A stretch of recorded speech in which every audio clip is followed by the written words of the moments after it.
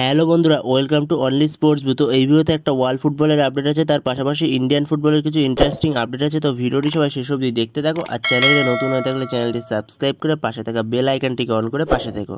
তো first update হলো Cristiano রোনাল্ডোকে নিয়ে। তো ক্রিশ্চিয়ানো রোনাল্ডো তার কেরিয়ারে সে 900 গোল করে ফেললো, অল টাইম টপ স্কোরার। জাতীয় দল এবং ক্লাব মিলিয়ে সে 900 গোল করে ফেললো কালকে পর্তুগালের হয়ে ম্যাচে। তো সে 900 গোলের মাইল ফলকটা কালকে ছুঁয়ে ফেললো ক্রোয়েশিয়া এবং পর্তুগালের কালকে নেশনস লিগের ম্যাচে। তো খুবই একটা আনন্দের খবর এটা।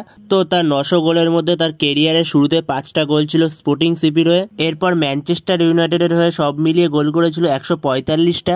রিয়েল মাদ্রিদের হয়ে 450 গোল। রিয়েল মাদ্রিদের অল টাইম লেজেন্ড। রিয়েল মাদ্রিদের হয়ে আনবিলিভেবল পারফরমেন্স, 450 গোল। জুভেন্টাসের হয়ে 101টা। আল নাসেরের হয়ে এখনো পর্যন্ত 68টা। আর পর্তুগালের হয়ে তার গোল সংখ্যা 131টা এখনো পর্যন্ত। তো এই সব গোল মিলিয়ে তার গোল এখনো পর্যন্ত বর্তমান সময় 900টা। তো এরপরে সে 1000 গোলের মাইল ফলকটা ছুঁতে চায়। তো সেরকমই সে আগের দিন একটা ইন্টারভিউতে বলেছিল তার অফিসিয়াল ইউটিউব পেজে। তো ক্রিশ্চিয়ানো রোনাল্ডো সে হোপফুলি 1000 গোল করে ফেলবে। তো এগিয়ে যাও ক্রিশ্চিয়ানো, বেস্ট অফ লাক।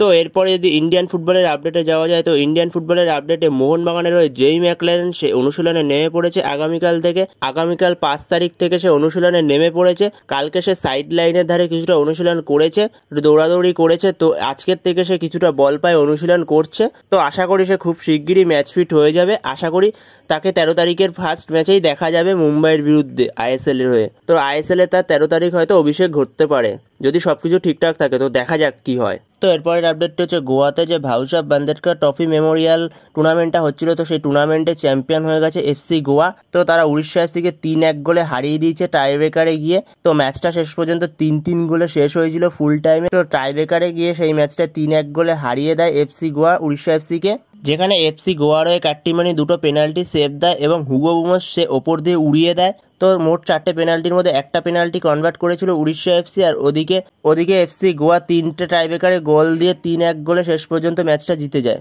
তো সেখানে 3-3 গোলে ড্র হওয়াতে এফসি গোয়ার হয়ে 3টে গোলের মধ্যে 2টো গোল করে আর্মান্দো সাদিকু। তো আর্মান্দো সাদিকু এই টুর্নামেন্ট জুড়ে অসাধারণ খেলে গেল।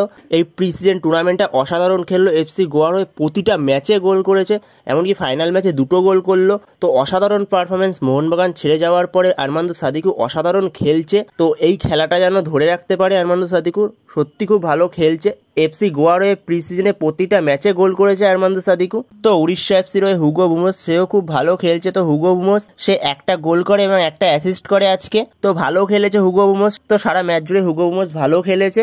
তো এই দুই প্লেয়ার মোহনবাগান ছাড়ার পরে খুবই ভালো খেলছে। আর্মান্দো সাদিকু তো অসাধারণ খেলছে মোহনবাগান ছাড়ার পরে। তো বিশেষ করে গোয়ার এই টুর্নামেন্টে আর্মান্দো সাদিকু প্রতিটা ম্যাচে গোল করেছে এফসি গোয়ার হয়ে। তো দারুণ খেলছে আর্মান্দো সাদিকু। তো অবশেষে ভাউসাব বান্দেরকর মেমোরিয়াল ট্রফিতে এফসি গোয়া চ্যাম্পিয়ন হয়ে গেল। তো এফসি গোয়াকে এর জন্য কংগ্রাচুলেশন। তো এই ভিডিওতে এই আপডেটগুলোই দেওয়ার ছিল। তো ভিডিওটি ভালো লাগলে অবশ্যই লাইক, শেয়ার, সাবস্ক্রাইব করতে ভুলো না। তো নেক্সট ভিডিওতে দেখা হচ্ছে, ততক্ষণের জন্য বাই বাই।